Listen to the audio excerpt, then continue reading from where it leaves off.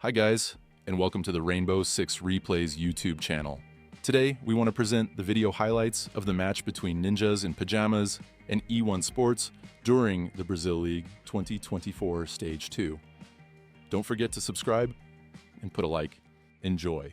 The attackers to deal with. Yellow Ping is going to give a little bit of info. Hits takes a bit of damage. Can he win this one out? Nope. STK, we talked about him on the entry. Well, guess what, Des? He just came good again. It's horrid. You're being shot for sitting still, so you're forced to move. As an E1D rings out, you're going to get pinged from that and no doubt dead. Really good little pinch there onto that one man, and seeing Hates taken offline is a good start for E1. They might have lost live in the process, though. A little bit of a stinker to lose, given the fact that he's on the buck and that vertical destruction is in their control as long as he's still alive.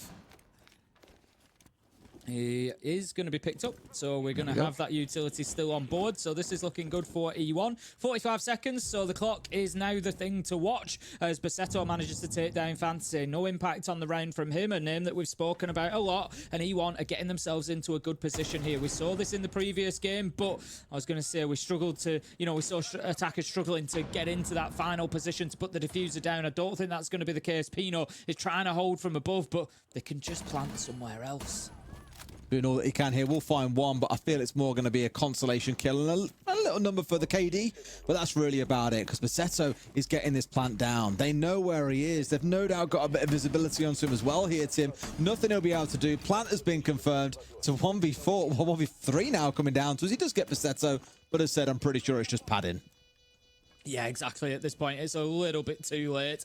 I think he's got an idea where that diffuser's been planted, but he knows if he takes the drop on the hatch, they're going to be sat watching for it. And so he takes the alternative, and he's going to be moving around. Finds himself a gunfire out at the minute. A little bit of pressure coming towards bathroom, but still in main lobby. Flashbangs galore. It just feels like at the minute, it's kind of like just trying to work with what they've got and see what happens. Look at that, just charges straight up and through the smoke. I spoke about this on the last map. 30 points of damage taken. He's in a 1v1 against the Clash and has won. What on earth is going on there? And like that, Live has found a triple. This round spun on its head, and Cons, with all that wisdom, has got to win this one out. He's found a 3. Can he get the last? Down to a 1v1 to determine the close of this round. 15 seconds to play. Right sort of idea. Sees his man alive, hits a 4K to win the round for E1. However, E1 have reacted very differently. They found themselves in that situation where it was, oh, we haven't been able to get into ops. We're not really established in bathroom yet. Where are we going to go from here? And Live just took the... Yeah, they're just going to check the back of that wall, and now they know that there's no bandit there. Cons is elsewhere, so they are going to get this one open. But like you say, that's limited now, E1. They haven't got everything that they wanted for this attack. Perez, however, does find the bandit. Pino's there for one of his own onto Live. That's going to give us a 4 versus 4, but E1 have got that breach into sight now. NIP are going to be very, very dependent on this top floor pressure that they've got. Starting to build up at least a bit. Problem is it still stays as a 4 versus 4, and we saw how much E1 could get done in the last round with a few flashbangs, a little bit of utility. They managed to push their way through smokes and everything else that NIP could throw at them and get the close on the round. Blaster's got the right idea too, because he can see everything that's going on here. He hears the gunshots coming through. He knows it's not far away, and a plant is going down in a 4v4. Is this being seen by NIP? I don't think it is, Tim. I don't think it is. The plant will be successful, and like I say, NIP had everybody on the top floor. They were so reliant on those vertical angles, and they haven't been able to use them successfully. Looking across the lineup, the Warden was taken down. It's left us now in a 3 versus 2 with NIP trying to fight their way back into sight, and they're going to have a tough time of it because E1 have had time to set themselves. They've got their angles. They're using them well. They get the first kill. Ooh, just time in there. It's going to take Fantasy away from... to defend onto the downstairs. If you recall, it was Pino who sat around there with the SMG looking to contest from above. Wasn't really a big point of contestation though overall. It's the first time NIP have kicked off a round, and it's not been traded out, which means Fantasy can keep running around the map. He can keep making a nuisance of himself. They just need him to find a little bit more of an impact than he has in the previous rounds, and that is not going to be ideal as Basetto comes in and finds his man.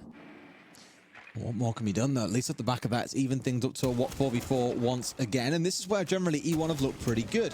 Even if they lose the initial man, they go on to normally press on and find a bigger advantage. Just say that as Hates gets one back onto the other side. Not the dream start for them, but still got 3 big players left alive. Let's not forget Live's 4K earlier, or all the praise that we poured onto Flashtree and STK in the pre-game. Both have wonderful stages so far. Same can be said about the other side. There comes STK. Cons falling down. Was locked into a 2v1 and Live. It's one hell of a shot onto Hates. And just like that, again, Tim, we're back into a man advantage for E1.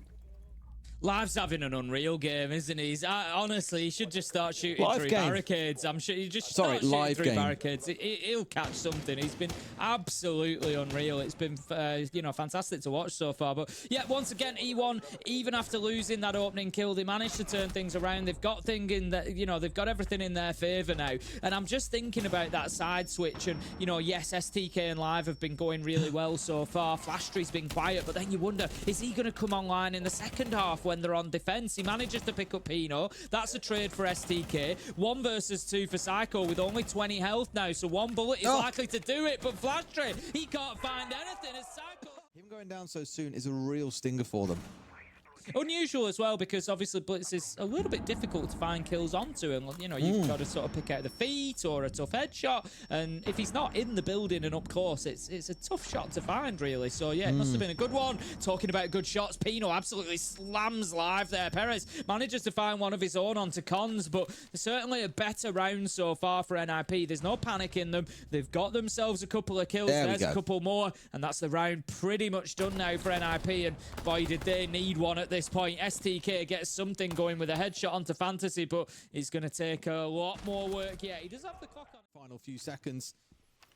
See if they can still manage to pull this one off. We've got to deal with things like the smoke coming on through. Realizing they can't easily get in without being able to vault over this in the first place. They've got to use another Selma to get rid of the tiniest slither of a wall. And here we go. Live from above finds one. Again, great use of the verticals. Have they got the cover here, though, for this plant going down? Yes, they do. Look at it. STK is on Overwatch for anyone who dares try and push on through. Here they go. The rounding comes on through, and they will find one, but need to pick up the next couple. STK still standing for now. Pino collects him too, but the problem is, Tim, the verticals are working against them, and they haven't sent anyone upstairs to go and contest. No, that's the big one. They really need to clear Live out of this position, because he's just going to keep himself safe. He's got the perfect view to be able to take the diffuser down, dumps a little bit of utility in. Let's just keep making it difficult. He needs to hold on for 14 seconds. He's a little bit paranoid about being pushed from above, because he knows how powerful his position is, but they haven't sent anybody up there to get it. He's the perfect operator to be able to create the views that he needs. He finds one man. Can he find the second? On the solo cover as well against 3 players. Really good stuff. And it's one of those, again, where I don't want to so much like judge NIP for this. It is a new map and there's still a lot to learn, but think about Clubhouse, for example, when a default execute goes down inside of Arsenal. Immediately, you've got 2, if not 3 players flooding up main stairs, looking to get control of kitchen, because they know that that is so crucial for them. Whereas NIP here, all 3 players just kind of gather inside the same room. They slow-mo. That's NIP working this map blind. They've not got a Dekebi to help them. There's no Lion on side either. There's a number of things working against, and that is... He's down because he started like immediately as well. One way or another, that's not good for NIP. The wall stays closed, only 1 Selma left on side. That means they are in trouble. Flashtree going to find Fantasy as well, and even with the bot working in from below now to try and open this wall up, and sure enough, EMPs, vertical players there. Good bit of map knowledge being shown by Hates there to get into the right position pretty quickly to help get this wall opened up. But that has been their focus, Tim. We're down to 45 seconds on the clock. They've spent so much time doing battle with Basetto on the Bandit here that could be the round ender for them.